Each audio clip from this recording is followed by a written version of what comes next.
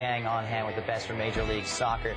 Welcome back to Fox Soccer Matchday, which is presented by DirecTV. Let's take a look at some of the first team news brought to you by Acura. Start with Sir Alex Ferguson and Man United. Our starting lineups are brought to you by Acura. Acura. Advance. Manchester United, there's 4 changes from their comfortable performance against Portsmouth in midweek. Rafael, the fullback, comes in for the injured Gary Neville. Ferdinand will slot against his partner Village in centre defence. Carrick playing against his old team, as well as Berbatov and Nani on that left-hand side. But just going back to Rio Ferdinand, the captain, the leader, coming to his best. He was superb last season, him and Village. He's just the all-round modern defender. You know, I'd like to see him maybe score more goals, but he's very mature with his play, very comfortable on the ball, and a great ambassador for Manchester United. And he was rested in that Wednesday victory over Pompey. Injury problems behind him, do you think? I think so, yeah. I mean, he's a superb athlete, calm on the ball. He's the best in Europe as a defender, ball player and defender. And I think he's brought that into his game of being a defender as well. And just in front of him, another former West Ham guy, Michael Carrick. What do you make of his performances Cruise thus control. far? It makes the game look so easy, and that's a sign of a talented player, where he gets the ball, he sees the pass, chipped in with 1 or 2 goals. He got a goal in midweek against Portsmouth. And again, gone in there with a big reputation, coming in with Roy Keane's number, and he's done ever so well. He's a great lad as well. Yeah. I know him and speak to him a few times this season, and he enjoys playing for Manchester United. Everybody was worried about the expectations on his shoulder, wearing that number on his back.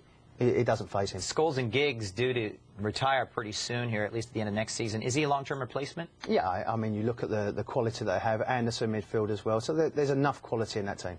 All right, time out to shift gears and look at the first team news for Tottenham Hotspur.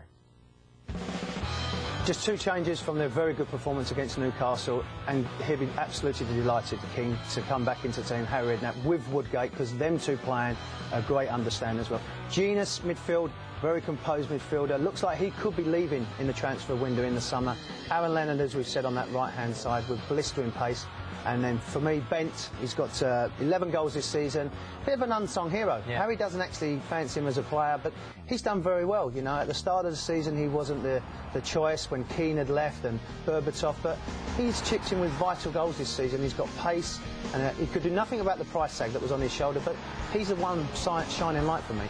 He got that goal against your lot last weekend. Does Harry favour him now? Because I'm sure his confidence must be dented with Keane making the arrival. Well, I don't actually think Harry would be his #1 choice, but I think what Bent's done, Darren Bent's done very well, is played well and scored goals. He's made it difficult for Harry Redknapp to leave him out, because Pavlyuchenko's not been consistent, Modric has not been the answer, Robbie Keane didn't come until late on in the season. So what Darren Bent's done by his performance, you can't really leave me out. All right, you may not like me, you want me out, but again, going back to man management, don't just throw him away, keep playing and scoring goals. Everybody made such a big deal about his big, hefty transfer fee. It was £16.5 million. Was that a lot of pressure for him to live up to that? It was, but man, you can't do anything about that. Yeah. You know, at the time, I was £4.5 million for a defender. You can't do anything about that. You have to live with it.